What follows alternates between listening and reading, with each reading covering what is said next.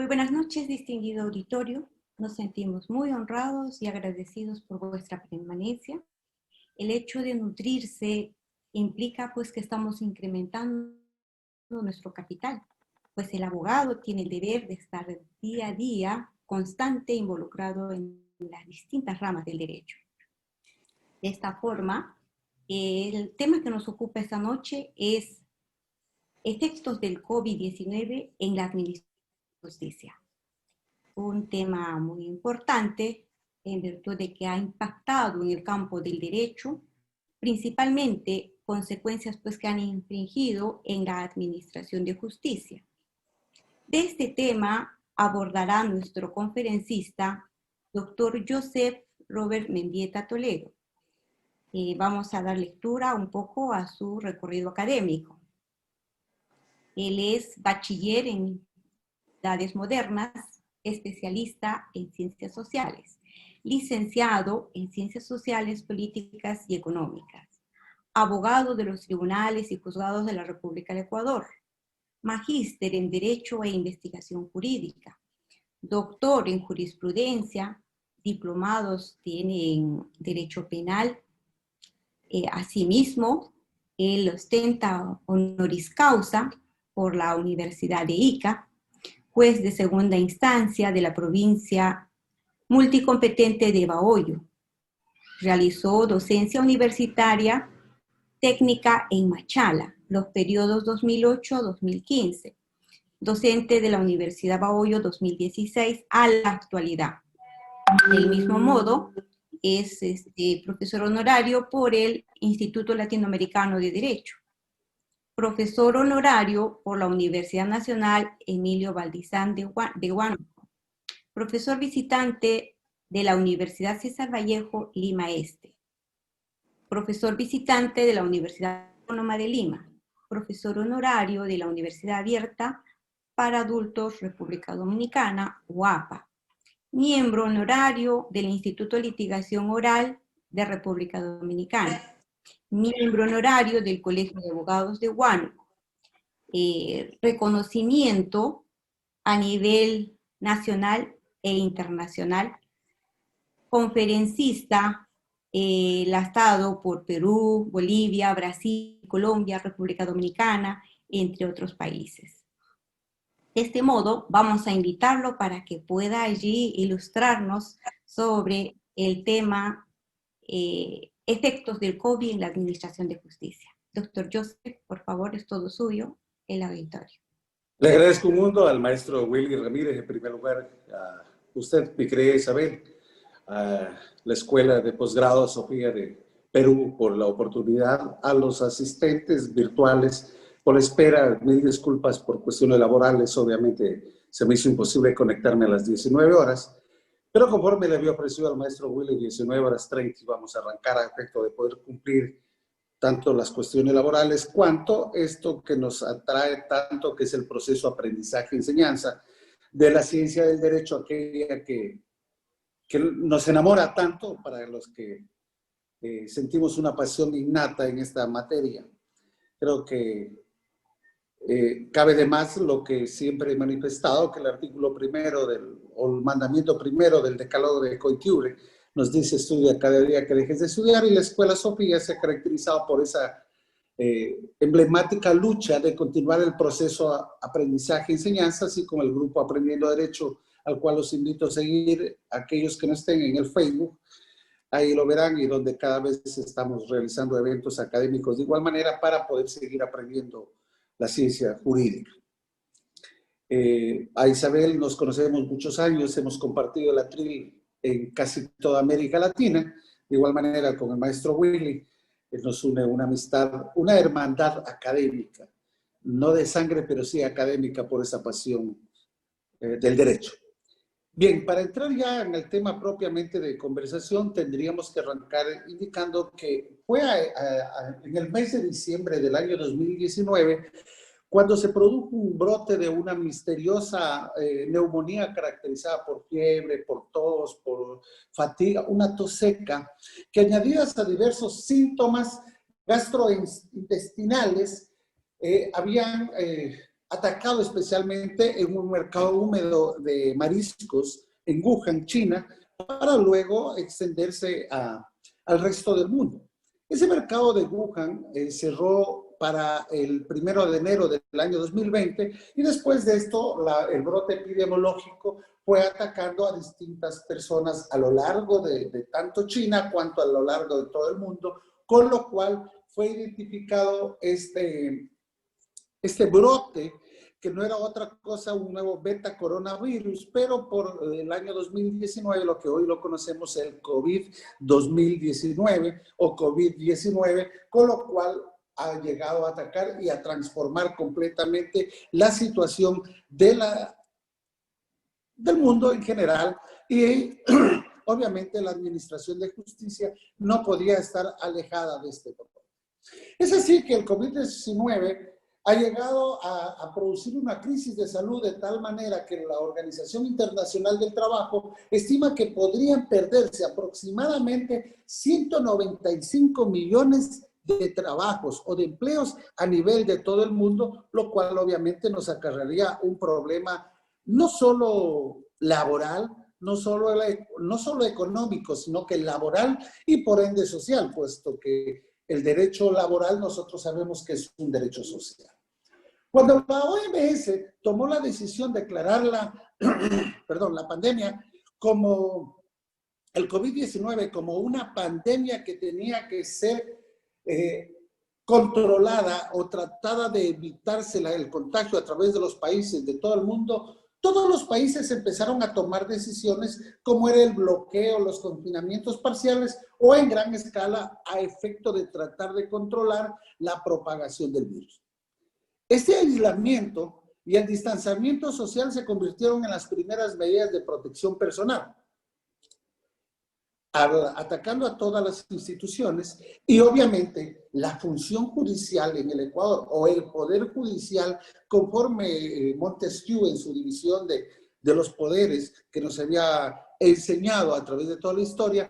En un primer momento nos vimos atacados a efecto de reducir esa actividad diaria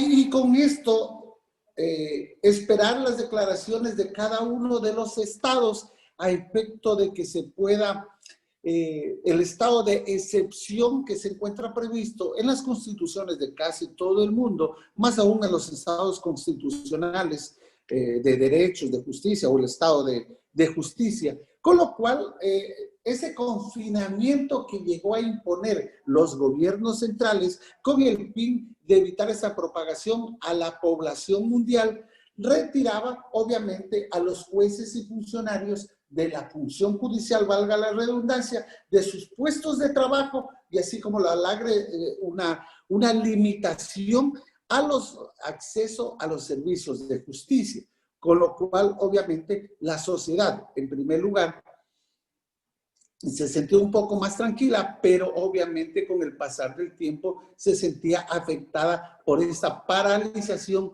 de una función trascendental en todas las administraciones públicas, en todos los estados democráticos en los cuales estemos. Recordemos nosotros que una democracia se solidifica en una función judicial independiente, imparcial e imparcial, conforme nos ha enseñado el maestro Adolfo Alvarado Belloso, a quien le veo en la foto de fondo de Isabel, que está tomado con María Fabiana Meglioli, si mal no me fallan los ojos. Obviamente, el maestro imparcial esa función judicial.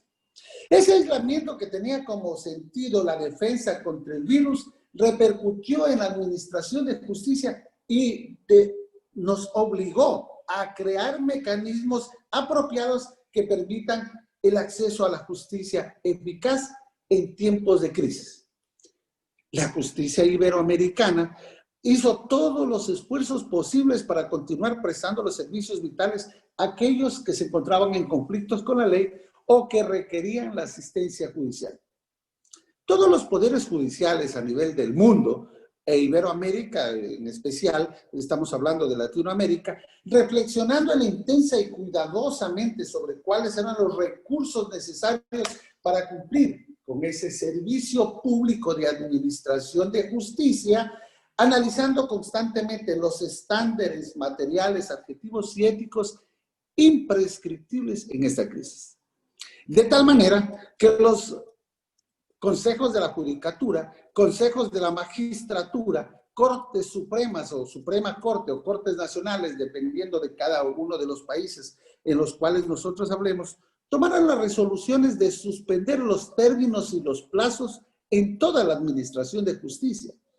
Pero ocurría una situación con los PPL, con las personas que eran detenidas en el momento de cometer delitos en flagrancia. Obviamente, por cuanto es un derecho humano, un derecho fundamental, la libertad, luego de la vida, la libertad, la dignidad humana, la función judicial tenía que ponerse operativa, al menos en lo que se refería a los PPLs, a los casos de delitos flagrantes, para que poder ser juzgados, conocidos, la flagrancia, calificados si es que era necesario, pero tomando en consideración las disposiciones o las recomendaciones de la ONU, de la Corte Interamericana de Derechos Humanos, de que la privación de libertad, si bien es cierto, es una medida de excepción, más aún en esta época de pandemia, tengamos que hacerlo mayormente de excepción. Es decir, que los fiscales y los jueces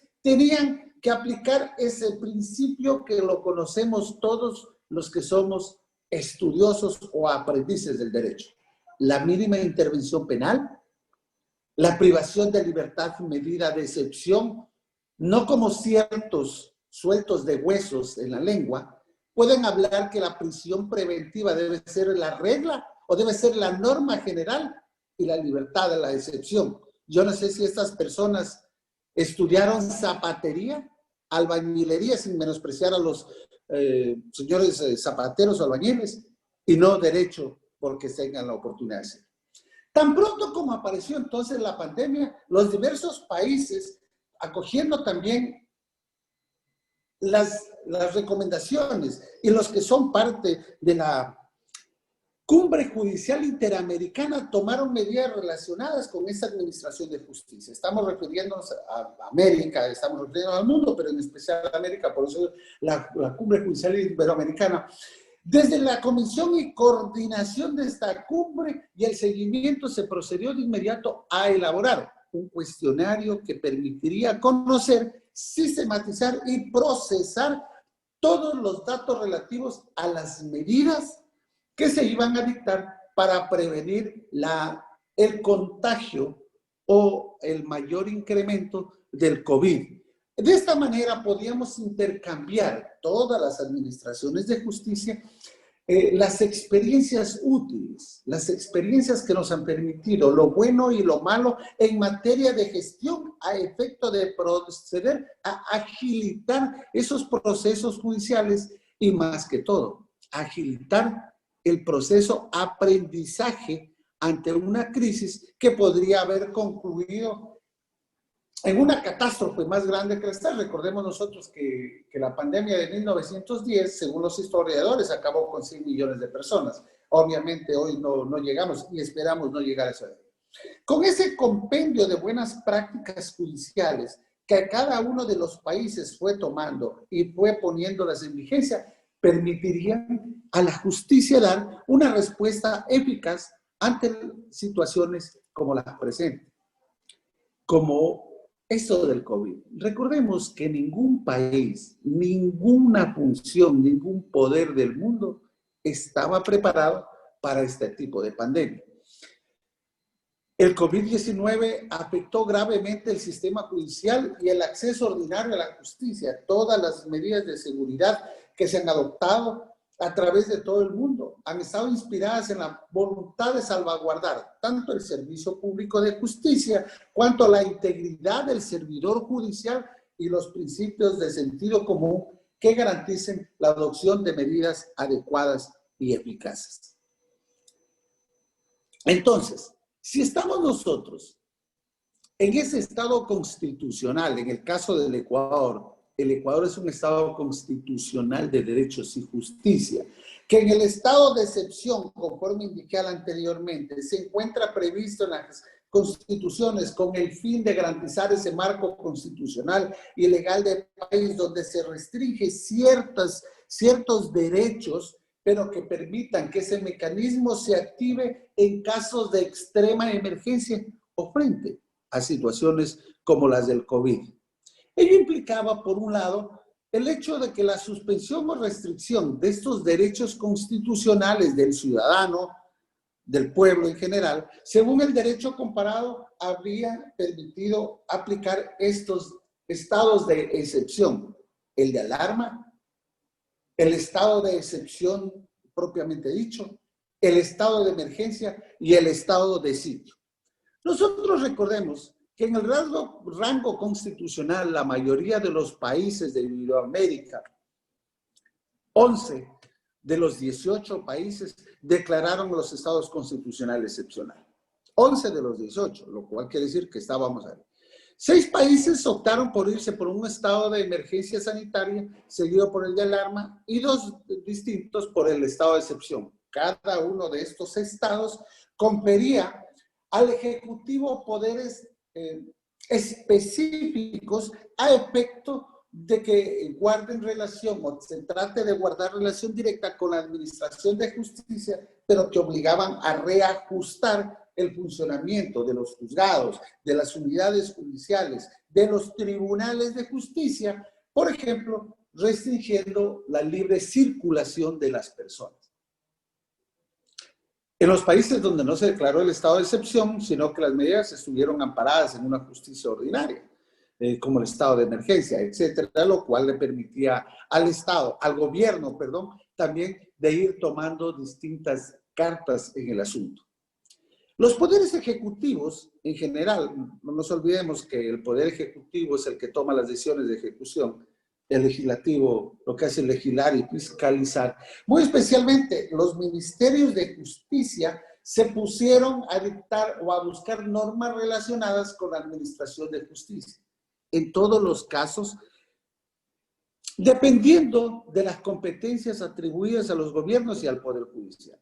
En los estados democráticos como Ecuador, como Perú, que si bien es cierto el estado constitucional le permitía dictar los estados de excepción, pero siempre se ha guardado la independencia, o al menos así lo hemos considerado, la independencia de las funciones, porque es necesario para ese equilibrio constitucional que haya esta completa independencia. Sin embargo, el gobierno central, al momento de declarar el estado de excepción, o el Poder Ejecutivo, al momento de declarar el estado de excepción, obviamente con la restricción de la movilidad, también con la restricción del acceso a los lugares públicos, también conminó que la función judicial tome cartas en el asunto y, conforme indiqué anteriormente, suspenda, en el caso del Ecuador, plazos y términos que podrían luego rehabilitarse. Hoy por hoy, en el Ecuador, en la Corte Provincial de Justicia de Los Ríos, por ejemplo, nosotros se trabaja de 7 de la mañana a 8 de la noche, a efecto de devolver los 35 días que no se pudo laborar en la época de la pandemia, excepto los juzgados o unidades judiciales donde conocían flagrancia, materia penal, donde hablábamos de violencia intrafamiliar, donde hablábamos de delitos contra la propiedad, delitos contra la vida, e incluso de adolescentes infractores que les tocaba conocer flagrancia, valga la redundancia, y obviamente tenían que elaborar en épocas de pandemia, y ellos se ha reducido el tiempo que se tenía que devolver. En este caso yo decía 35 días, otros estamos devolviendo 25 días, es decir, por 8 horas laborables, es lo que se está hoy por hoy haciendo. Los gobiernos tenían la intención de prevenir y evitarse eso aquí, pero sucede de que la mayor parte de las medidas que se dictaron desde el Poder Ejecutivo con relación a la administración de justicia tenían que ver con el cómputo y la caducidad de los plazos, ya que se trata de aspectos procesales que generalmente corresponden al Poder Legislativo o Ejecutivo, en tanto suponía la alteración de los códigos de procedimiento, el nuevo Código de Procedimiento Penal en el Perú, en el Ecuador el Código Orgánico Integral Penal, los códigos procesales penales a nivel de América, los códigos de procesamiento constitucional, en el Ecuador la ley de garantías jurisdiccionales y control constitucional. Se advertía también que en materia de gestión administrativa el personal, el funcionario público, el funcionario judicial tenía que hacer reajustes a los horarios laborales o hacer el teletrabajo que la mayoría se obtuvo, excepto aquellos que no podían, conforme digo, aquellas funciones o aquellas labores que no podían suspenderse o no podían hacerse teletrabajo, lo cual tenían que cumplir. Por último, las funciones legislativas tenía que dar el movimiento de personas, especialmente las personas vulnerables, teníamos que regular a efecto de que no se encuentren privados. Y si nosotros recordamos que la Constitución del Ecuador, a partir del artículo 35, hablamos de las personas, los grupos de atención prioritaria, entre los cuales están las mujeres embarazadas, los niños, adolescentes, los PPL, los migrantes, los adultos mayores, obviamente teníamos que tomar medidas a efecto de paliar en una parte la situación sanitaria a través de la implementación de medidas un poco más beneficiarias para los policías, para los miembros del ejército, para los héroes de blanco, conforme lo llamábamos a los médicos, enfermeras, que luego de ser héroes de blanco, luego fueron despedidas, al menos en el Ecuador, una gran mayoría, lo cual se quedó en un enunciado nada más como revista de caricatura, el hecho de poderlos hacer. Pero la Corte Constitucional Ecuatoriana también dijo que los plazos no podían suspenderse en lo que se refiere a la justicia constitucional. Entonces nos presentaban habeas corpus, los cuales nos tocaba evacuar. Los detenían a los ciudadanos y una vez, luego hablaremos de la normativa en general, o cada uno de ellos tratando de hacer... Pero presentaban habeas corpus porque los detuvieron y obviamente acogiendo las recomendaciones de la CIDH, de la ONU. Muchas personas que se los detenía por delitos que conforme lo prevé el artículo 522 del Código Orgánico Integral Penal y acogiendo lo que dispone la Constitución de la República en el artículo 77, numeral primero y numeral 11, eran susceptibles de darle medidas alternativas a la privación de libertad a los ciudadanos que habían cometido una infracción penal. Y muchos fiscales y muchos jueces no lo estaban haciendo y por ende estaban requiriendo. De tal manera que, por ejemplo, en la sala en Babahoyo, en los días posteriores a la declaratoria de emergencia, hubieron como 20 recursos de habeas corpus presentados cuando habían incumplido porque se los detenía a los ciudadanos por incumplimiento de orden de autoridad legítima previsto en el artículo 182 del Código Orgánico Integral Penal, y luego se emitió una resolución del Comité de Operaciones Especiales, en los cuales decía de que eso no podía ser juzgado, sino que imponía multas, pero obviamente nosotros aplicando el orden jerárquico de la ley sabíamos que, si bien es cierto, puede ser una resolución del COE, el Comité de Operaciones Especiales del Ecuador, no podía estar por encima de una normativa legal prevista en un código orgánico, tomando en consideración la pirámide de Hans Kelsen, en ese orden que nosotros conocemos: Constitución, leyes orgánicas, leyes generales, hasta que llegábamos a las resoluciones que estaban en 8º lugar. Y muchas habeas corpus no fueron concedidos, pero los ciudadanos tenían la opción de solicitar las medidas alternativas a la privación de libertad, que yo lo había indicado en el artículo 522 del Código. En la práctica, la totalidad de los casos, los poderes judiciales han tomado decisiones relativas a las 3 grandes factores claves para la administración de justicia. Una decisión clave es referente a la actividad propiamente dicha, en lo cual teníamos que atender a la multitud de factores, pero a grandes rasgos, tratando en sí del horario de atención al usuario, de las medidas de seguridad para el personal, del acceso a los juzgados, de las medidas de seguridad, de los adaptación y cambios urgentes en la metodología de trabajo, incluyendo también modificaciones en el régimen de permisos y licencias para el personal que nos encontrábamos laborando. No podíamos así nomás hacerlo. Referente al método de trabajo, también se tenía que regular la actividad de tal manera que se apreciaba una incorporación de esto que hoy estamos haciendo, de la utilización de las videoconferencias, que si bien es cierto en el Ecuador ya hablaban de un sistema oral con la Constitución del Ecuador, vigente desde octubre del 2008, en los cuales nosotros también hablábamos, bueno, se dispone de que todas las audiencias deben ser orales, pero que también se podían utilizar los medios tecnológicos, pero como que teníamos un poco de resistencia. Es más, hasta el día de hoy, muchos colegas abogados tienen resistencia a la utilización de las videoconferencias porque algunos dicen que se atenta contra el principio de contradicción, que la evacuación de la prueba, es decir, le vemos siempre toda transformación nos trae inquietudes y eso obviamente no podía ser la excepción. Con la utilización de la videoconferencia y el trabajo remoto, en las cuales estábamos los jueces, los funcionarios y los operadores jurídicos, así como los notables para acceder a los sistemas de justicia. Pero ¿qué ocurría en aquellos países o en aquellas ciudades donde el servicio de la Internet, de la red de Internet, aún no era lo suficientemente óptima?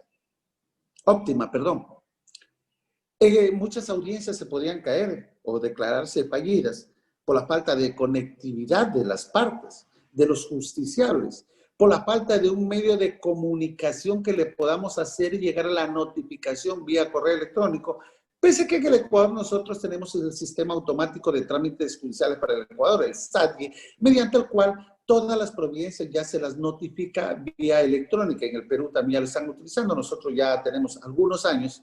Cuando estuvimos en República Dominicana, recordará Isabel, nos decían que recién están queriendo utilizarlo allá por el año 2017, creo que fue la última vez que estuvimos en Dominicana, o sí, si mal no recuerdo.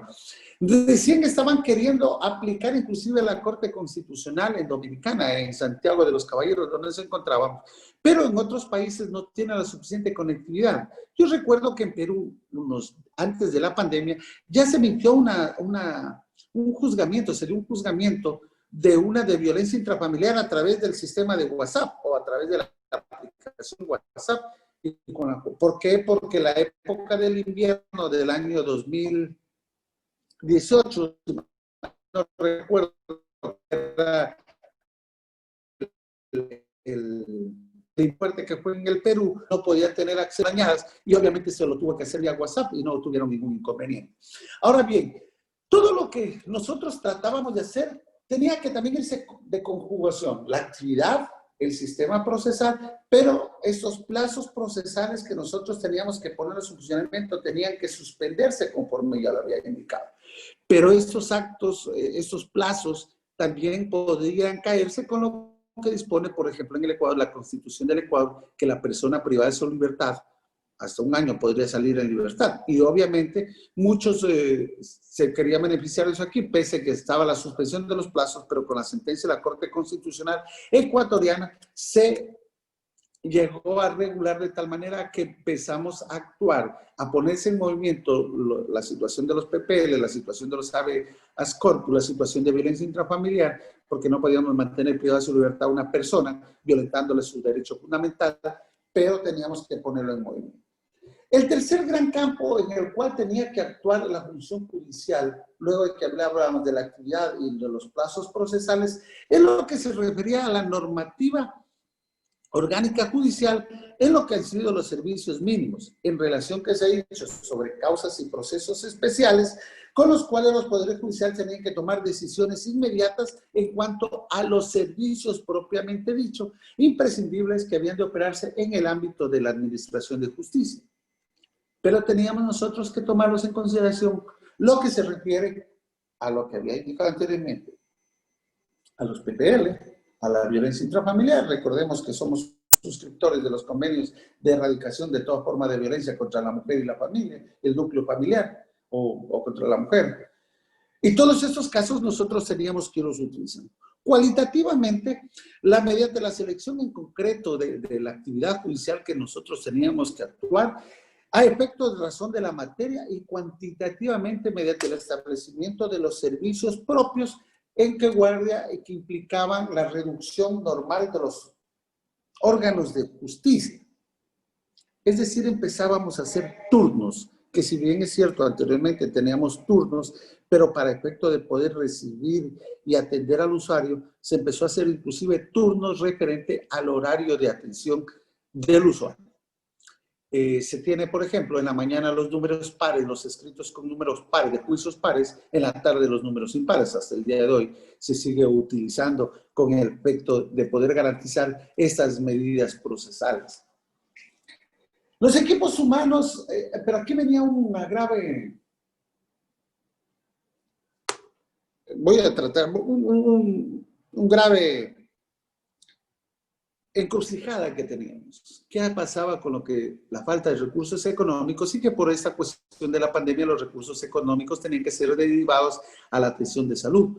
Obviamente ocurrió que muchos empleados públicos, unas sean despedidos, otras no se perciban los sueldos y además de eso no tengamos los medios necesarios para poner en operación ese sistema judicial que había hablado referente al hecho de la aplicación de un poco más de la telemática al servicio de la Administración de Justicia, con los cuales es lo que había que empezarlo a tomar en consideración para que estos equipos informáticos con los equipos humanos guarden relación y poderle dar ese buen servicio que necesitaban el usuario. Inclusive teníamos nosotros que tomar en consideración los sistemas de notarías, en los cuales se tuvo que, notarías, porque la notaría depende es un órgano autónomo de la función judicial en el Ecuador. Las notarías son un órgano autónomo de la función judicial del Ecuador, al igual que la Fiscalía es un órgano autónomo del Consejo de la Judicatura, y teníamos que poner en funcionamiento lo que era contratos de compraventa de vehículos, contratos de compraventa de bienes inmuebles, aunque era muy poco, muy reducido, pero tenían que ponerlo en movimiento. Y las notarías empezaron también a dar turnos para atención al usuario, de tal manera que poder cumplir todos estos parámetros con los cuales nosotros teníamos que hacer.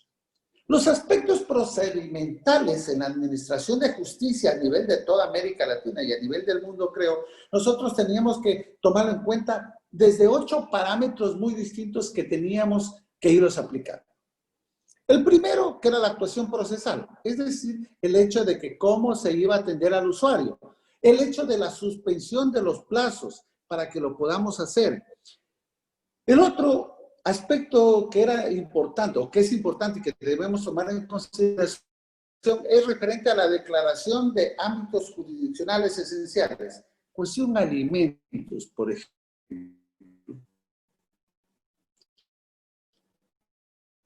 ¿Qué ocurría si muchos de obligados en la obligación? ¿Y qué ocurre? Que el Código Orgánico de la Niñez y de la Adolescencia, con las reformas del 29 de julio del 2009, dispone que el padre o el obligado que no cumpla 2 o más pensiones alimenticias puede ser aprendido, perdón. En el Ecuador, en el Perú, nosotros sabemos que se tiene el enjuiciamiento penal, a más de que tiene que cumplir el pago de las pensiones alimenticias, un enjuiciamiento penal por el atentado contra el derecho a la vida. Además de eso, teníamos que fijar los horarios de audiencia, que era un requisito tan especial como tercer orden de lo que estamos enunciando, los 8 parámetros. El horario de audiencias, que no podíamos evacuar tantas audiencias cuantas se daban anteriormente. Repito, una por el motivo de la falta de conectividad, otra por la situación que ya se volvía un poco más conflictivo, y como habíamos suspendido en el Ecuador 35 días la atención al usuario, esas audiencias de 35 días que se encontraban represadas teníamos que reagendar. Y obviamente eso aquí produjo un colapso en lo que se refiere a las audiencias, por lo cual los jueces y las juezas teníamos que tomar la decisión de, permítanme repetirlo, reagendar esas audiencias para que los horarios se puedan cumplir y con eso tener cumplimiento. El cuarto parámetro que la Administración de Justicia tenía que tomar en consideración era el acceso de los ciudadanos a los servicios de justicia, a las edificaciones donde se encontraban o donde se encuentran las unidades judiciales, los juzgados, los tribunales, las salas provinciales, para evitar ese contagio. Por eso decía anteriormente, incluso se reguló de que hayan horarios para poder presentar escritos. En los números pares en la mañana, los números impares en la tarde. Pero ocurría que muchas veces no podíamos en la tarde, me voy a imaginar como abogado en libre ejercicio, ya haya ocurrido a muchos. No avanzamos, sea en la tarde o en la mañana, no avanzamos a presentar un escrito de prueba y nos hubiésemos quedado sin prueba. Ese acceso a la justicia a efecto de evitar también el contagio. Acá en el Ecuador, al igual que en el Perú se dio y a nivel de toda América y el mundo, muchos compañeros judiciales fueron contagiados y muchos compañeros judiciales en el Ecuador fallecieron a consecuencia del COVID. Porque no sabíamos las personas que llegaban si estaban o no estaban contagiadas. Y obviamente esto aquí llegaba a poner en riesgo la vida mismo del servidor judicial, con lo cual teníamos que tomar o regularse, en este caso, el Consejo de la Magistratura en el Perú, el Consejo de la Judicatura en el Ecuador, restringir el acceso de los ciudadanos a la administración de justicia. La otra era la utilización de los recursos humanos en mínima expresión, permítame utilizar ese término. ¿En qué sentido? Que solamente vayan las personas que eran necesarias para la atención oportuna al usuario del sistema de justicia. Si una unidad judicial, por decir, tiene el juez, el secretario, el ayudante judicial, hipotéticamente tiene un técnico de archivos y tiene un técnico de recepción de escritos, 5 personas, decíamos, no, es muchas personas en una unidad judicial, tenemos que reducirla. Pues bien, el juez, el secretario y una persona para que recete, y en la tarde otra vez teníamos que irlo reduciendo, de tal manera que lo podamos nosotros hacer, con la mínima intervención de los funcionarios judiciales para evitar el contagio y poner en riesgo la vida de los servidores judiciales. En sexto lugar, nosotros tendríamos ya la aplicación de las nuevas tecnologías para la celebración de audiencias. En el Ecuador no estábamos acostumbrados, era la excepción de que se den las audiencias virtuales o que se pueda tomar un testimonio en forma virtual. Es decir, nosotros no estábamos acoplados a eso, pero fue necesario la aplicación. Y de tal manera que el caso de la función judicial en el Ecuador, nosotros teníamos el sistema Polycom, mediante el cual en la providencia de convocatoria de audiencia ya poníamos el enlace, el código para hacerlo. Algunas otras unidades, como el caso de la Sala Babahoyo, que se hizo que entre los jueces contratar con peculios propios, por cuanto el sistema Polycom, como lo utilizábamos todos los sistemas, la función judicial del Ecuador se volvía muy pesado y muchas veces fracasaba, empezamos a contratar la plataforma Zoom, por la cual nos estamos comunicando en ese momento, de tal manera que no tener que estar solicitando o evitar cruce con audiencias de otras unidades, por lo cual podría acarrear problemas. No digo que teníamos inconvenientes, pero muchas veces podría darse. Entonces, esa aplicación de las nuevas tecnologías permitió también hacerlo y que la Administración de Justicia se ponga operativa. La otra era las medidas especiales que teníamos que tomar contra la violencia doméstica, de dar en el Ecuador, que se pueda dar de igual manera de amparo, las medidas de proceso. En el Ecuador también se utiliza la presentación de documentos electrónicos. Se me había olvidado referente a la aplicación de nuevas tecnologías. Muchos abogados en el libre ejercicio reclamábamos el hecho de que ¿por qué tengo que contratar una firma electrónica? Es decir, queríamos retrasar lo que era innegable que tenía que venir, y no solo por el COVID, sino porque ya tiene que darse. La utilización de la telemática en la Administración de Justicia. Entonces, tenían que contratar firmas electrónicas mediante el cual puedan descargar y presentar los escritos, a efecto de también, ahí se ponía en práctica la buena fe y lealtad procesal que se encuentra previsto en el artículo 26 del Código Orgánico de la Función del Ecuador, Función Judicial del Ecuador, y que es un principio general del debido proceso. La buena fe y lealtad procesal. Porque yo escaneaba los documentos y los enviaba y decía, me voy a imaginar, entrego 8 documentos y a la hora, supuestamente yo tenía los documentos originales o certificados y a la hora no los tenía. Y eso acarreaba también que a lo posterior podría tener un inconveniente el abogado. Entonces, en las medidas de protección a favor para erradicar la violencia doméstica, se puso en movimiento estas medidas y de tal manera que pueda no desamparar. Habíamos hablado anteriormente, el amparo a las personas privadas de su libertad, a los adultos mayores, y en este caso la violencia doméstica. Lo otro era los protocolos para trabajar con los detenidos, con los PPL. Muchos de ellos fueron contagiados, obviamente, y teníamos nosotros que tomar en consideración el hecho que no se podía, y repito, no se puede, ni así no sea en estado de excepción, tener como regla general la privación de libertad.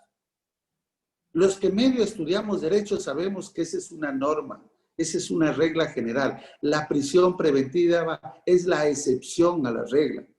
La mínima intervención penal. No empecemos a perseguir, inclusive la protesta social, no empecemos a perseguir a todos, porque va a llegar un momento en que los centros de rehabilitación social van a estar más llenos que lo que es normal.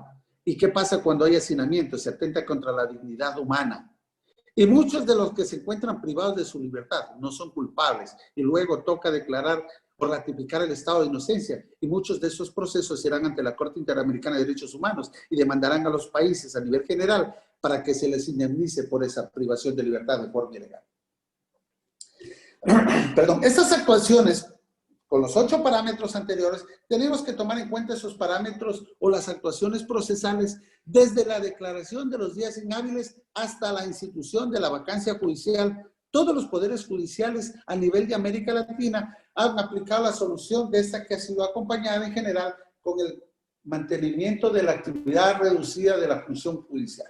Es decir, que muchos tuvimos que adelantar la vacancia judicial, muchos países, a efecto de garantizar también la salud, la seguridad de los ciudadanos, la seguridad en general de los servidores judiciales, de los abogados. En el Perú no es la excepción. Tenemos un gran amigo, Isabel, entre los que recuerdo, nuestro querido amigo Carlos Alain Cañote, fue contagiado de COVID por estar en el ejercicio de la profesión. Y además de eso, con su problema de asma, casi se nos va. A Dios gracias, se recuperó. Entonces, era necesario hacerlo. Sí, muchos abogados reclamábamos, porque decimos, ¿y de qué cómo? En algunos países, en el Perú, si mal no recuerdo, a través de los colegios de abogados, si no estoy equivocado, se empezó a dar un pequeño bono a los compañeros abogados en el libre ejercicio. En el Ecuador no se hizo. Ahora nos vemos que con la vacancia y lo demás, tenemos que distinguir entre la suspensión legal de los plazos procesales, que esto era competencia de la función legislativa, sobre las de declaraciones de días inhábiles, competencia del Poder Judicial. Ambas conceptualizaciones deben separarse, y además que de las decisiones interlocutorias que tomen los jueces o puramente procedimentales se toman dentro del procedimiento, lo cual es competencia única y exclusivamente del juzgador. No es ni siquiera del Consejo de la Judicatura, ni de la función judicial, ni la función ejecutiva. Por ese principio de imparcialidad y por ese principio de independencia de la función judicial.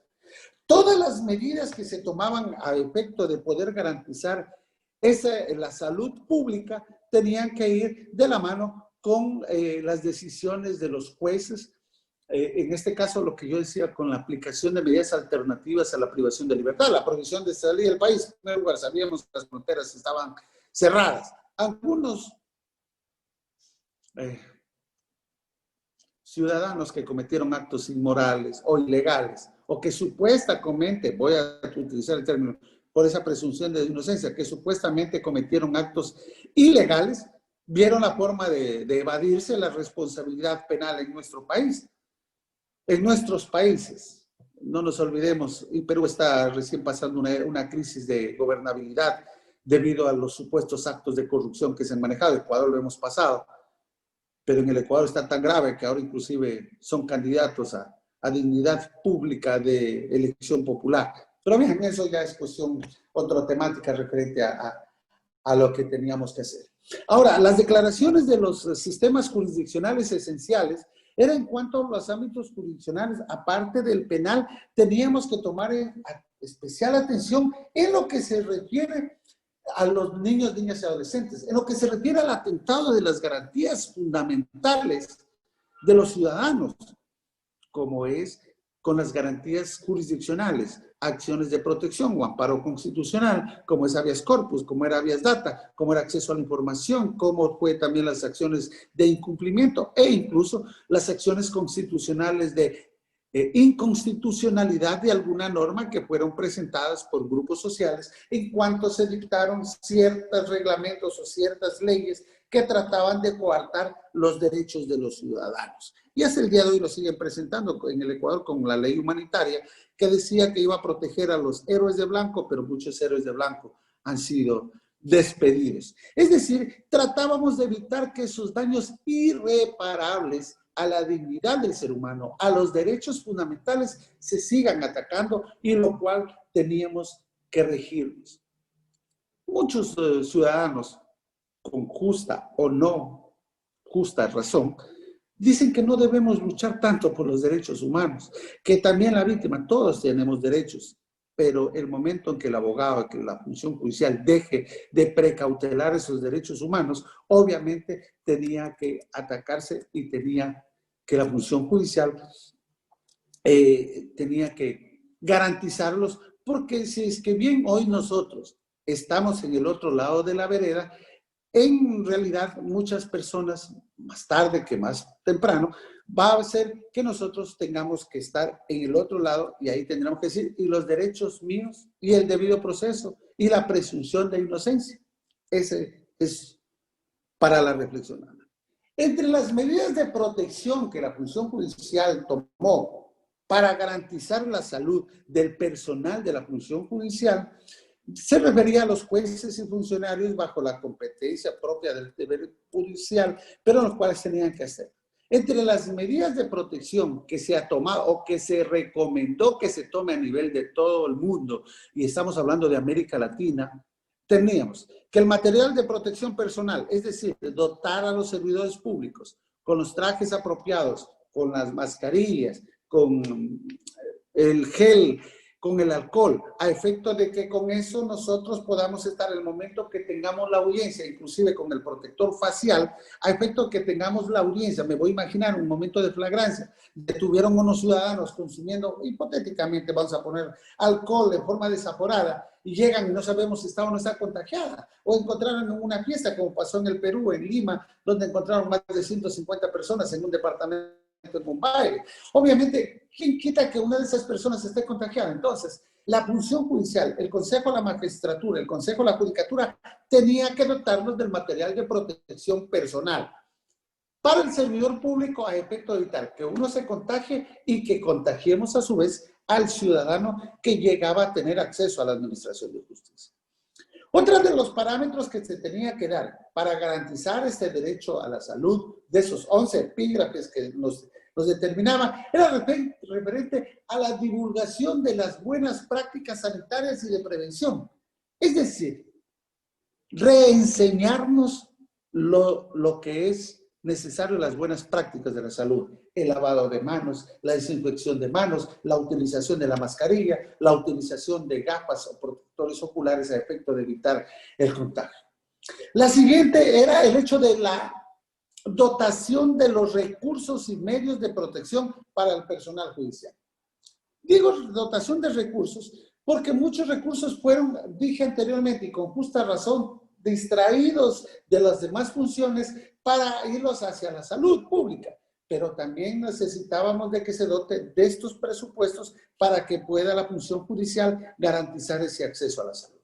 La autorización del desplazamiento, porque ocurría que con la restricción de desplazamiento fue en general, y ocurría que yo tenía que trasladarme a una audiencia de flagrancia, y cómo iba a pasar.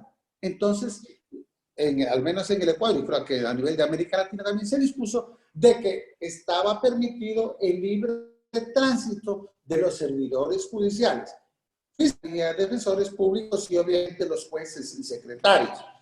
Acá en el Ecuador cometieron un lapsus calami cuando decía que se permitía la movilidad de los secretarios, de los fiscales y de los defensores, pero se olvidaron de poner la parte primordial en la función judicial, que serían los jueces. Pero después corrigieron en buena hora para poder hacer. Además de eso, se necesitaba de los medios y recursos para la protección de los detenidos. Porque ¿cómo nos movilizábamos nosotros referente con los PPL? Lo detienen a un ciudadano, a Condorito en la esquina, consumiendo alcohol, y lo detienen, y en ese momento lo trasladan, no tiene mascarilla, no tiene protector. Teníamos que también dotarle de los medios necesarios, en este caso a la policía, para que pueda movilizar a los detenidos en ese momento y luego a los agentes de la seguridad penitenciaria para que puedan movilizar a los PPL que se encontraban dentro de los mal llamados centros de rehabilitación social. Teníamos que también tener los recursos y medios para la protección para los visitantes de los centros judiciales o de las unidades judiciales, con los cuales nosotros teníamos que darle la garantía, es decir, el alcohol, el gel necesario para que puedan llegar a las unidades judiciales y sentirse garantizados. Otro de los que teníamos, de los epígrafes que yo había indicado anteriormente, era el personal de limpieza. La función judicial tenía que dotarnos de personal de limpieza para que garantice la asepsia propiamente dicha en los centros o en las unidades judiciales, de tal manera que el ciudadano cuando llegue a la unidad judicial se sienta seguro de llegar a un lugar lo suficientemente limpio. Con el personal de limpieza teníamos que hablar de la desinfección periódica de las instalaciones judiciales, porque no sabíamos las personas que llegaban se podía contagiar. La limitación de igual manera del acceso a las instalaciones judiciales. Las disposiciones especiales para las salas de audiencias. ¿Qué se decía? Muy bien, si ya no van a conectarse telemáticamente, pues van a venir, perfecto, solamente el interesado y su abogado defensor. No podríamos llenarnos nosotros de la sala de audiencias de 30, 40, 50 personas, una sala de audiencias, y con el riesgo que hacíamos. Entonces decía, únicamente viene la parte procesal, los justiciables y sus defensores. Bueno, si hubiese sido en primera instancia y les tocaba declaraciones de testigos, los testigos de igual manera. Ahora también eran los planes especiales de contingencia a efecto de evitar estos contagios, con los cuales el personal, los poderes judiciales, el personal de apoyo, el personal de limpieza, el personal administrativo tenían que sumarnos a esta aplicación del confinamiento, pero con las medidas de seguridad de dar una atención al usuario a efecto de que las instalaciones de la función judicial sean un lugar seguro para la llegada de los ciudadanos que van a utilizar el sistema judicial. Con todas esas de aquí, teníamos nosotros que tomar en cuenta que ya la función judicial en general ya tiene que hacer planes para el futuro, porque todos sabemos que el COVID vino para quedarse. No es que ya se fue. El COVID vino para quedarse y por mucho tiempo.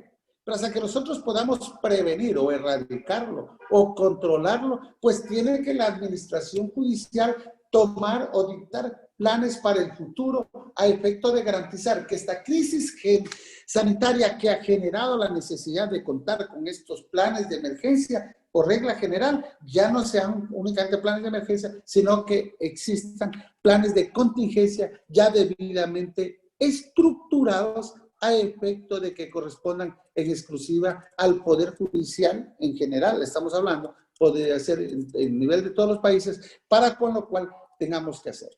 Una de las claves para la nueva administración de justicia, para el futuro de la administración de justicia o para una justicia del futuro, nosotros tendríamos que hablar la aplicación del teletrabajo. Conversaba yo con el maestro Carlos Puig de España, por ejemplo, él dice que allá los jueces de segunda instancia casi nunca hacen oficina. Ellos trabajan desde sus domicilios y es por la productividad.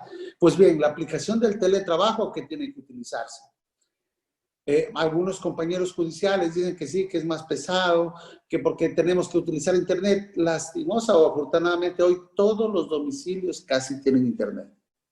Todos. Entonces no es que es un gasto, un egreso excesivo. La formación y especialización que tenemos que tener, una formación en el manejo del sistema telemático, a efecto de poderlo hacer, y la especialización en cada una de las ramas de la justicia. Los nuevos principios procesales que se tienen que ir acoplando a la realidad que hoy vivimos. Es decir, por ejemplo, como principio procesal procesal que ya previsto, la buena fe y lealtad.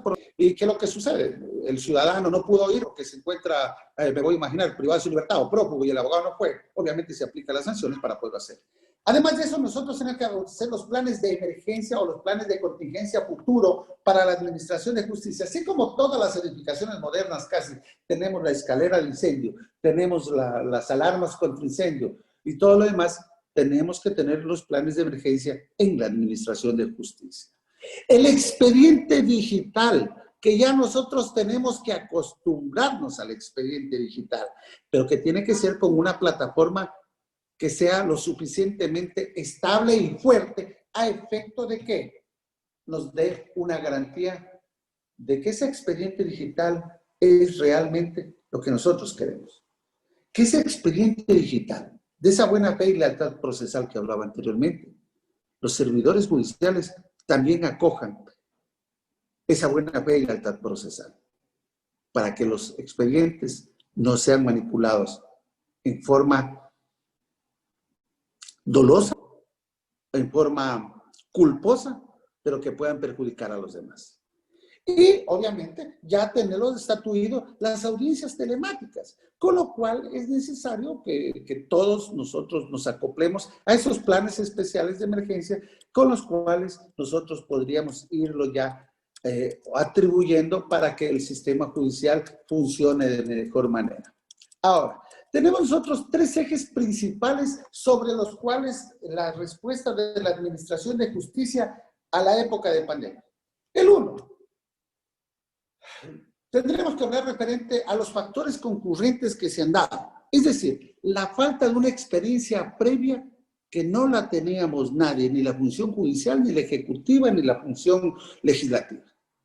La falta de una estrategia preventiva para poder prevenir, valga la redundancia, este tipo de pandemias o este tipo de emergencias con los cuales nosotros estamos. Y el contexto cambiante y dinámico que es la administración de justicia, y nosotros recordemos que el derecho es dinámico, se transforma cada milisegundo y eso nosotros tenemos. Y además de eso, que tenemos que tomar en consideración también la insuficiencia de los medios económicos para la administración de justicia a nivel general, para poder garantizar eso que hemos hablado, de un buen acceso a los sistemas de justicia, de las medidas de seguridad para el personal, de la asepsia a través de los personal de limpieza que tiene que hacerse, de la utilización de una plataforma lo suficientemente fuerte o sostenible para que los sistemas digitales o los expedientes digitales, las audiencias telemáticas sean llevadas de mejor manera. El otro punto que tenemos que tomar en cuenta es referente a la estructura compleja en el proceso para la toma de decisiones. Es decir, que haya una reacción social ante la crisis. Esa reacción social que permita que podamos nosotros estar atentos al momento mismo de la crisis. La modificación en la demanda de justicia. Nosotros sabemos, bueno, en el Perú al menos tienen como obligatoriedad ir previo a ir a los órganos de justicia, concurrir ante los centros de mediación y arbitraje. Acá es optativo. Es más, en primera instancia se ponía para que tomar en consideración lo que dispone el artículo 190 de la Constitución, que los jueces y juezas deberían disponer que todos los procesos vayan a los centros de mediación, pero luego ya lo quitamos. Entonces, si nosotros ponemos en movimiento el sistema, el engranaje de la administración de justicia, imaginémonos, por una demanda de $150, una demanda ejecutiva, o lo van a hacer el monitor, lo que sea, obviamente eso acarrea el hecho de que tengamos que el movimiento de gente. Y además de eso también nosotros tenemos que tomar en cuenta en referente a la demanda judicial, de que los abogados ya debemos olvidar esa vieja costumbre de que vamos a las audiencias, va solamente un justiciable, pero lo llevamos como quien con una corte de honor, con 20, 30 personas para que lo asusen y lo respalden al abogado y al justiciable en ese momento.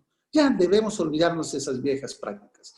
La modificación en la oferta de justicia, de tal manera que nosotros entendamos que esa oferta de justicia ya digital permite o combina a que lo utilicemos de mejor manera la digitalización del sistema de justicia. Y la percepción de que la justicia por parte de la población debemos erradicar en la ciudadanía que crea que la administración de justicia en general es corrupta. No podemos decir que es un santo tampoco.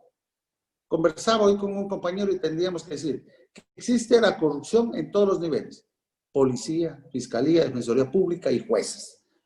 Hablo función judicial, ayudantes judiciales, secretarios y jueces. Pero tenemos que transformar eso de aquí y hacer personas que vengan con un criterio distinto a efecto de garantizar la honestidad, la decencia en ese poder principal que es la administración de justicia con el cual el ciudadano se siente seguro.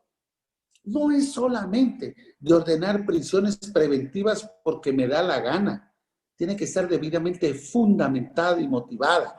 No es que voy a dictar una sentencia porque sí, a favor o en contra de uno o de otro, sino que tiene que ser debidamente fundamentada. Y ahí parte que los abogados tienen que prepararse lo suficientemente para poder llevar a cabo una audiencia oral en el Ecuador, como es oral en todas sus fases, y que pueda hacer lo que decía hace algunos días, presentar la parte acusadora su tesis, la parte defensora o acusada su antítesis, y el juez saca la síntesis de los dos.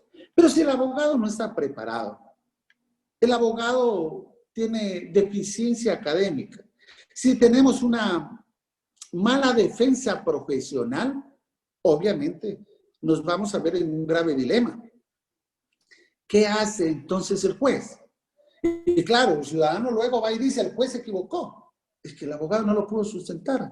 Sí, el principio iura no había curia, muchos han de decir, sí, pero no es para todos los casos, no es que debemos dar haciendo el trabajo. Para eso es lo necesario que el abogado se prepare, estudie, ame su profesión, vaya con los suficientes alegatos para poderlos presentar de buena manera. Cuando yo les digo a mis hijos, que a Dios gracias siguieron mi profesión, cuando ustedes presenten una demanda, enuncien las pruebas y si es posible, pónganle en una pestañita, prueba 1, prueba 2, prueba 3. Entonces, prueba 1, me voy a imaginar, partida de nacimiento con el cual demuestro la relación parento-filial. Y está con la pestañita, de tal manera que el juez lo puede llevar y cuando lo vayan a sustentar, porque es en forma oral que tiene que sustentar. Si yo, el juez, con la prueba 1 estoy demostrando la relación parento-filial, es decir, que el niño Cone es hijo de Condorito, por poner un ejemplo.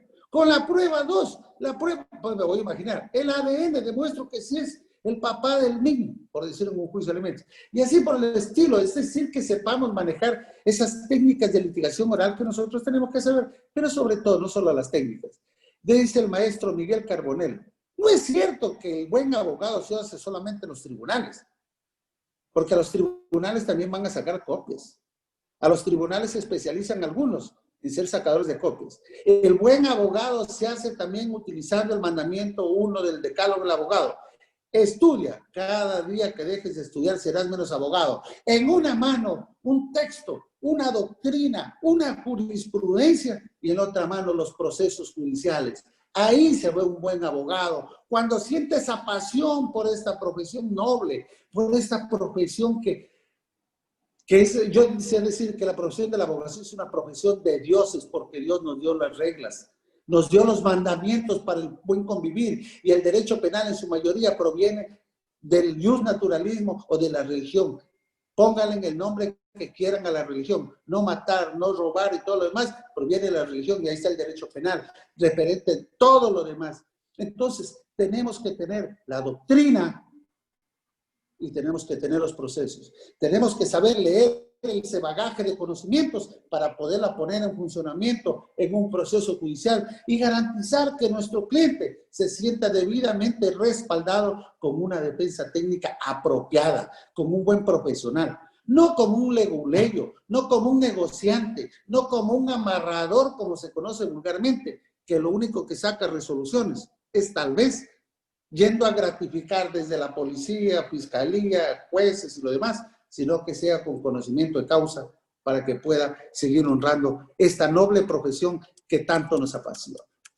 La carrera judicial, para ir concluyendo, en honor al tiempo, mi querida Isabel, nosotros tenemos que tomar en consideración que la carrera judicial es aquella que garantiza también que sea el funcionario público, el funcionario judicial, quien a través de su carrera judicial, que a propósito, el 5 de diciembre de 1995, yo tuve el alto honor de ingresar a la función judicial, 25 años en la función judicial. Digo, tuve el alto honor porque me siento honrado de ser judicial. Y esa carrera judicial tiene que ser respaldada por los organismos de control, porque no podemos venir de la noche a la mañana a sacar jueces, secretarios, ayudantes, si es que no tenemos una verdadera carrera judicial que permita la preparación. Pero la carrera judicial no solamente es asegurar que duren por el siglo de los siglos, es la carrera judicial, garantizarle una permanente capacitación, el garantizarle una constante garantía de estabilidad, el garantizarle sus sueldos a tiempo, a efecto de evitar actos de corruptela. Y por supuesto, de la mano de todas las garantías, el hecho del control. El control no solamente en el hecho de la asistencia, el control no solamente en lo demás, el control también inclusive en las cuentas a efecto de evitar que tal vez cualquier servidor judicial o parte de la función judicial, sea fiscal, sea defensor público, sea juez, sea ayudante judicial, sea secretario, acrecente su patrimonio de la noche a la mañana en una forma que perjudique a esa seguridad que tiene que tener la sociedad en una administración de justicia correcta y honesta, conforme debemos ser. Esa es la verdadera carrera judicial. La carrera judicial no es el hecho de favorecer a ciertos compañeros judiciales para garantizarles su permanencia eterna. No, no. Es garantizar de que sí tenemos servidores judiciales. La gran mayoría de servidores judiciales son honestos y esto va a permitir y permite que la sociedad y que la democracia se sienta solidificada. El daño causado a la justicia en términos humanos, sociales y económicos es prácticamente irreversible por el COVID, que a pesar de ser mitigada en parte por las medidas adoptadas, pero para que la situación no se convierta en estructural es preciso mirar hacia el futuro con los planes que había dicho anteriormente y proponer estrategias de salida a efecto de evitar que la vuelta a la normalidad, o como dicen algunos, la nueva normalidad, yo digo la nueva humanidad, sabemos que no es sencilla ni rápida y probablemente va a ser, es más un hecho, desigual entre un país y en otro, desde la medida mismo de las posibilidades económicas que tenemos cada uno. No obstante, la visión de futuro que nos depara la función judicial en servicio de la sociedad puede contribuir a que esa justicia se recupere cuanto antes de una situación y mire hacia el futuro con ojos de esperanza que garanticen a la sociedad una justicia independiente, una justicia imparcial, un juez imparcial que garantice el debido proceso como un derecho fundamental que todos lo tenemos. Quiero agradecerles y pedirles disculpas nuevamente, estoy dentro del tiempo, creo, mi querida Isabel, si es que hay alguna pregunta, con todo el gusto del mundo, será poderlo. Nos queda mucha tinta en el tintero, pero en honor al tiempo. Ok, muchísimas gracias. Muchísimas. Isabel, por favor. Muchísimas gracias, doctor Joseph Mendieta. Nos ha transmitido sus saberes y eso para nosotros es pues muy satisfactorio. Ello hace que lo veamos pues como un ejemplo y usted para nosotros va a ser un ejemplo a seguir. Muchas gracias. Vamos a ver si de pronto ahí tenemos, no veo ahí felicitaciones. Parece que no tenemos preguntas. No sé si desean intervenir, por favor, pueden levantar allí la mano. No veo. No. Bien, me parece que todo está claro, les ha encantado. Vamos a invitar en todo caso al doctor Willy Ramírez para que él pueda de pronto allí hacer la clausura de este evento y, como de costumbre, regalarnos ahí también un poquito de sus saberes. Doctor Willy, por favor. Muchísimas gracias. Isabel, nuestro aliento y nuestra felicitación al amigo, hermano, Joseph Mendieta Toledo desde Ecuador.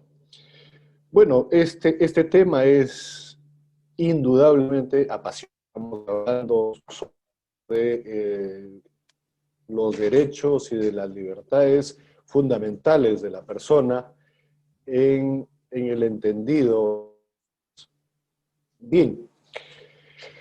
Este COVID-19 fue una gran contingencia sanitaria, ¿no?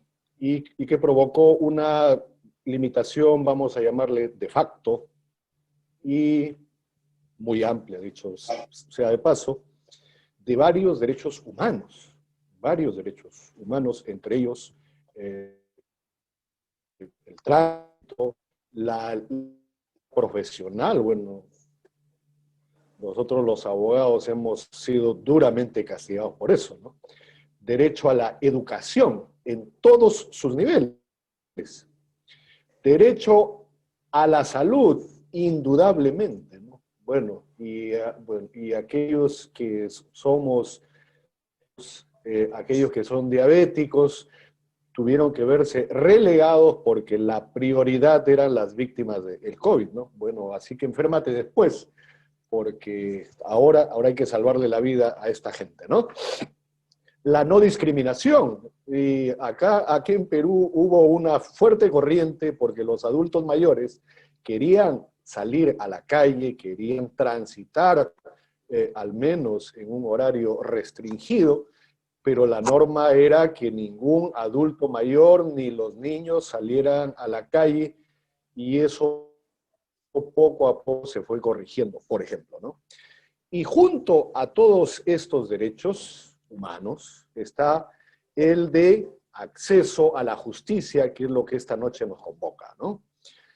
Y los medios de distanciamiento social, el confinamiento y la suspensión de las actividades no esenciales, eso también es otro término que bueno, surgió por ahí, ¿no? Las actividades no esenciales. Todo esto trajo como una de sus consecuencias en varios de nuestros países latinoamericanos, sobre todo, si bien de una manera diferenciada, el cierre de los juzgados y los tribunales. Esto fue, yo creo que a nivel mundial, pero a nivel Latinoamérica no estábamos preparados para esto, para la digitalización, por ejemplo, de la justicia, ¿no? ¿Ok? Y el sistema judicial en general no pudo aprovechar la tecnología, para superar estas restricciones sanitarias y para operar a distancia, ¿no? Y la contingencia sanitaria, que es el COVID-19, ha expuesto o ha dejado a la luz algunas debilidades estructurales de nuestra justicia, sobre todo latinoamericana. Y bueno, con esta introducción voy a hacer una suerte de balance y a una pequeña... Uno, ¿hubieron fallas estructurales? Indudablemente. Han habido fallas estructurales. No estuvimos preparados. Y vamos a ver por qué. Porque no se ha podido garantizar el acceso a la justicia para todas las personas en nuestros países.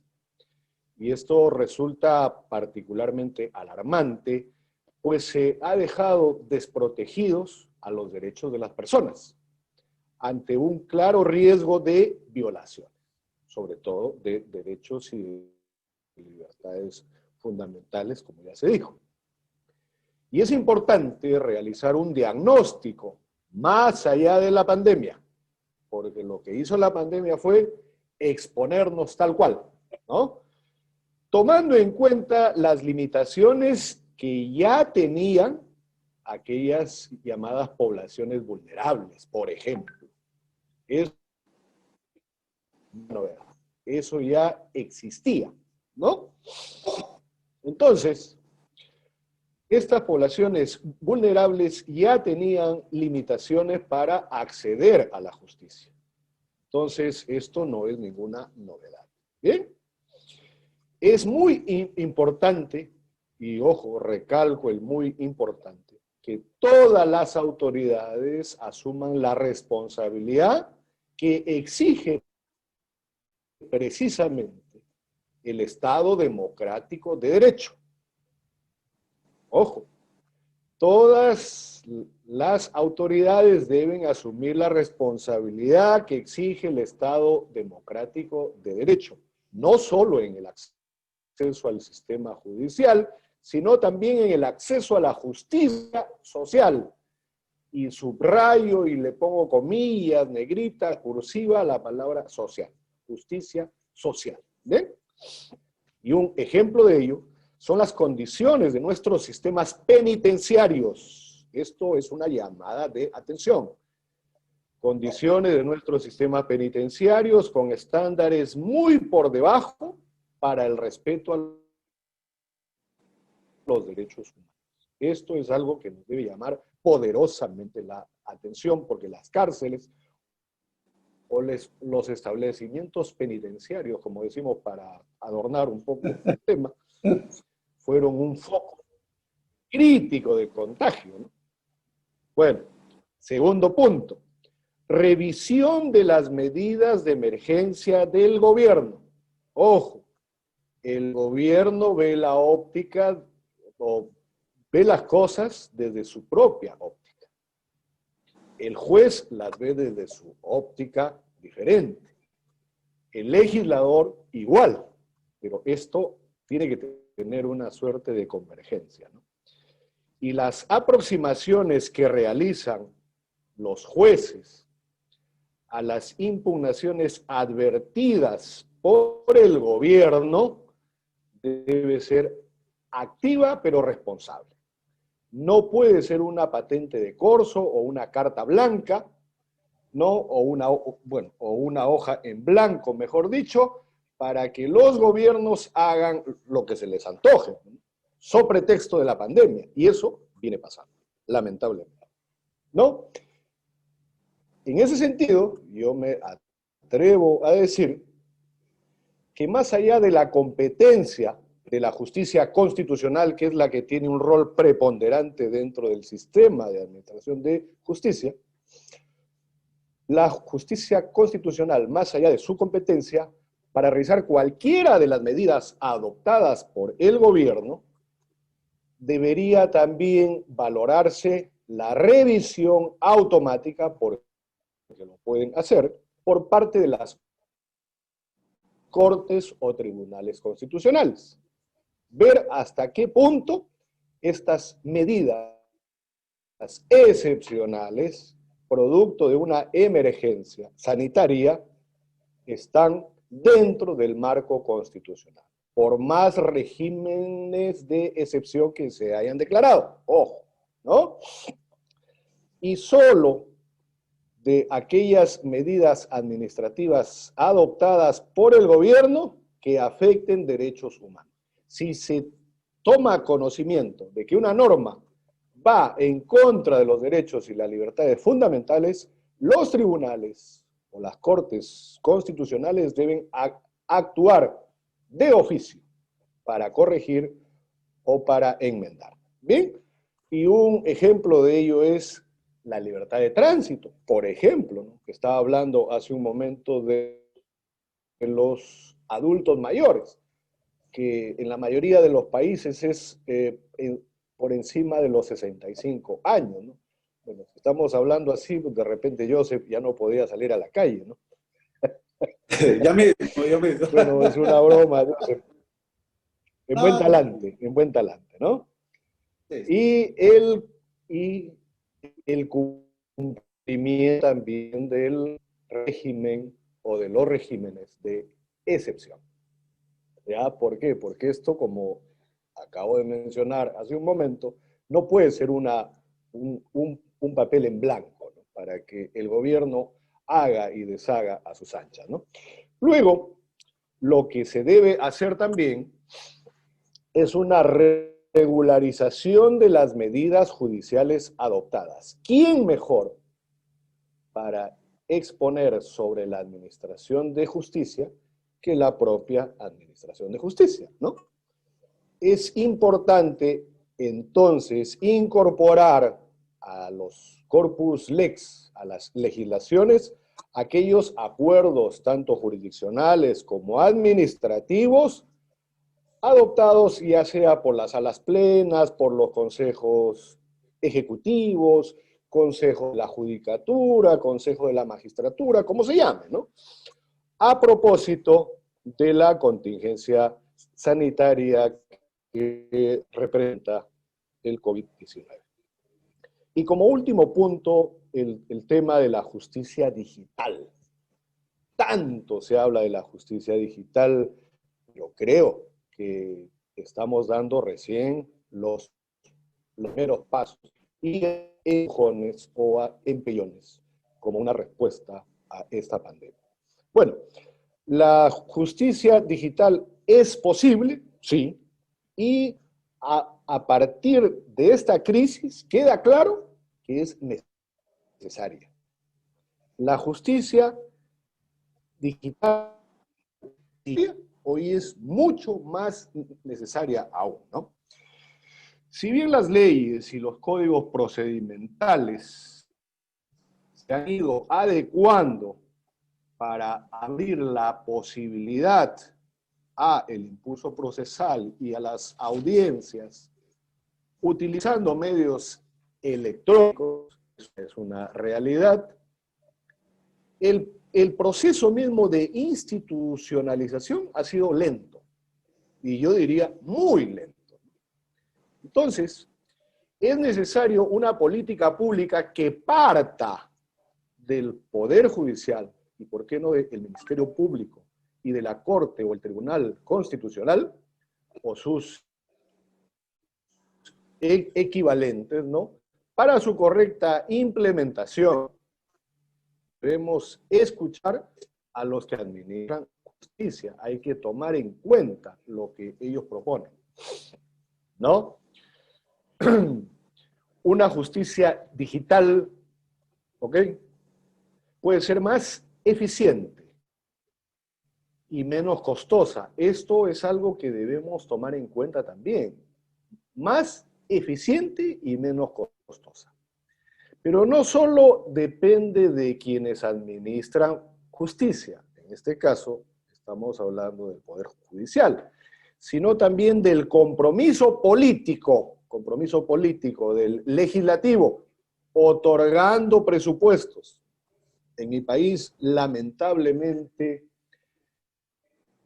el presidente del Poder Judicial prácticamente rogarle al viceministro de Hacienda, porque acá es el Ministerio de Economía y Finanzas, que le aumente 1 o 2 puntitos a su presupuesto. Y luego tiene que ir a defenderlo o a sustentarlo ante la Comisión de Presupuesto del Congreso de la República. Vean, un presidente de un poder del Estado. Eso yo creo que hay que corregir y hay que establecer por lo menos un porcentaje del Producto Bruto Interno o Producto Interno Bruto, como es en otro lugar, ¿no?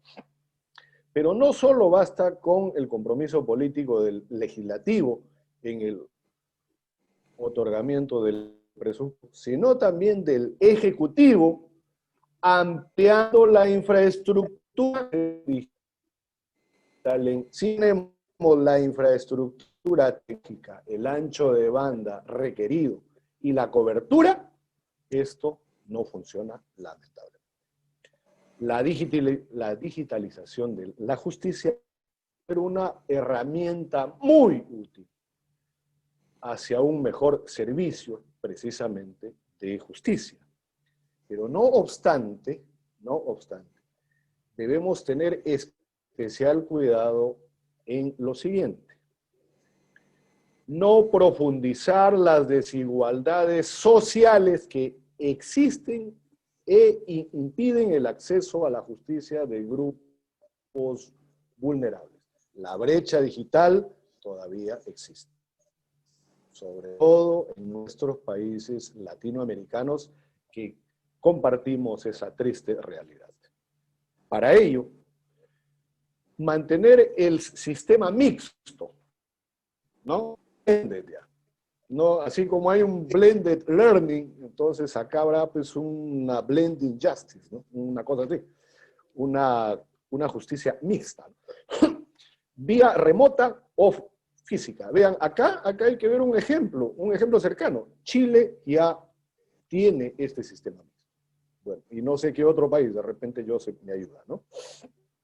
Para el impulso y el desahogo, o descarga, como se llama acá, de asuntos ante órganos judiciales. Esto no impide que todos los órganos institucionales se modernicen independientemente de la región en la que se encuentran, y a su vez toma en cuenta que no toda la población puede tener acceso a un esquema completamente digital. Y una pequeña muestra, saliéndome quizás del tema, en el Perú, en Lima, en el distrito de San Juan de Lurigancho, el distrito más grande de Lima metropolitana, con casi 2 millones de habitantes, un solo distrito. ¿Ok? En este populoso distrito están las cárceles. Hay 2 o 3 cárceles penales, ¿no? Y en estas cárceles han instalado bloqueadores de señal celular y que lamentablemente irradia a todas las viviendas de los vecinos. Por consiguiente, los niños de esas casas instaladas alrededor de los penales no se pueden conectar al internet para este programa Aprende en Casa. ¿Alguien ha hecho algo por ellos? No. Entonces tienen que subir hasta el último cerrito, hasta el más alto, arriesgando hasta su integridad física. ¿Por qué? Porque solo arriba, en el cerrito, pueden captar la señal. Entonces, no toda la población puede tener acceso a un esquema completamente digital. ¿Bien? Y finalmente, hay que cuidar la seguridad. No basta con una seguridad jurídica, sino también debe haber una seguridad informática y en este caso puntual estamos hablando de la seguridad de los procesos digitalizados. ¿Para qué? Para garantizar precisamente el fin de la administración de justicia, que es el garantizar un debido proceso. Eso eran mis reflexiones, Joseph, y por favor corrígeme si me equivoco. Gracias. Gracias, mi querido Will. Bueno, en primer lugar, quien va blanca no se queda atrás, así que el referente a la edad, tú estás todavía atrásito mío, así que quien va blanca no se queda atrás, dice el campesino. Así es. Bueno, Sí. En realidad es muy cierto lo que tú dices, y es lo que yo lo había, y tú lo resumiste muy bien dicho, es el hecho de que necesitamos de un acceso más benevolente a la Internet, el acceso más consecutivo, el hecho que tener que... Pero también recalco en el hecho de que necesitamos también que los abogados en el libre ejercicio, los funcionarios judiciales, seamos un poco más honestos de lo que somos, en general. No voy a decir fulano, sutano. En general, que lo digo un poco más honestos, porque si bien es cierto, la gran mayoría somos correctos, una gran minoría no somos tan correctos. No puedo ponerme en ninguno de los dos, en la sociedad quien tiene que juzgarme, obviamente, pero tengo que decirlo así claramente. Entonces, cuando el ciudadano a pie no se ve garantizado por una administración de justicia correcta y honesta, es cuando tiembla. Y yo subía un video en el grupo Aprendiendo Derecho que decía, pueden volverse locos todos, el legislador, los políticos, el pueblo, pero la administración de justicia, los jueces no se pueden volver locos, porque ellos son la seguridad de la sociedad. Mi gratitud nuevamente, mi querido Willy, un verdadero placer el compartir contigo, con Isabel y con los amigos de la Escuela de Posgrado Sofía. Siempre a las órdenes. Un abrazo fraterno. Muchísimas gracias, Ivo y Hernán. Verdadero placer y, por qué no decir, es un verdadero privilegio tenerte con nosotros. Y nuestro reconocimiento también a la doctora Isabel Ramírez Peña. Ella es la organizadora de las Semanas Internacionales, y al equipo de soporte de Sofía Escuela de Posgrado, que son los que llaman, coordinan, abren las salas, etc. Entregan los videos, envían los certificados, elaboran estos certificados primero. Ahí hay que hacer un mea culpa, estamos un tanto retrasados en el envío de certificados, pero es que la afluencia es muy grande, eso hay que reconocer también. Y a nuestros hermanos latinoamericanos que esta noche han estado con nosotros, y son los hermanos del Ecuador, de República Dominicana y de nuestro país, Perú. Y un reconocimiento especial también al grupo de Facebook Aprendiendo Derecho, que es un referente ya del derecho latinoamericano y que día a día sigue creciendo. Creo que van ya por encima de los 30.000, imagínense. Bueno, yo ya quisiera tener un grupo así, ¿no? Eres parte del grupo. Gracias, Joseph, gracias. A ver. Sí. Aprovecho, gracias. antes que nada, mi bueno, querido Willy, a la orden, como dicen ustedes. Aprovecho la oportunidad para invitar a los por favor. al conversatorio de Derecho de Familia que vamos a tener del 14 al 19 en el grupo Aprendiendo Derecho. Y entre los expositores va a estar nuestra querida amiga María, Isabel Ramírez Peña, quien también nos va a hablar referente al derecho de familia. Bienvenidos y gracias de todo corazón. Un abrazo fraterno y, como digo, aprendamos a vivir la nueva humanidad. Menos metalizados y más humanizados. Así es. Cuídense mucho. Exacto. Bueno, con esto hemos llegado a la parte final de esta videoconferencia magistral internacional número 141. 141 videoconferencias ininterrumpidas y justo el inicio de ello fue en plena pandemia, ¿no? Claro. Como una alternativa a acercarnos a todos nuestros colegas, a los estudiantes de Derecho, ¿por qué no?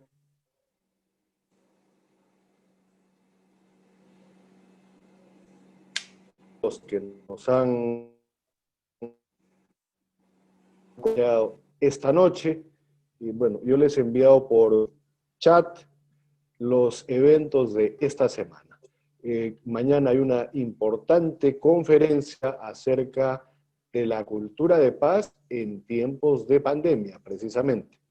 Bien, entonces esperamos mañana a las 17 de la noche, hora de Lima, para la siguiente sesión, y estas 2 semanas, esta y la siguiente, son íntegramente internacionales, gracias al apoyo y la colaboración de la doctora Isabel Ramírez Peña, y en esta oportunidad también está brindándonos el apoyo el doctor Pedro Quirós Alemán, que también noche a noche nos acompaña. Muchísimas gracias, José, muchísimas gracias, Isabel, y muchísimas gracias, Latinoamérica. Fuerte abrazo. Un abrazo. Hasta mañana. Pues, hasta para otro día.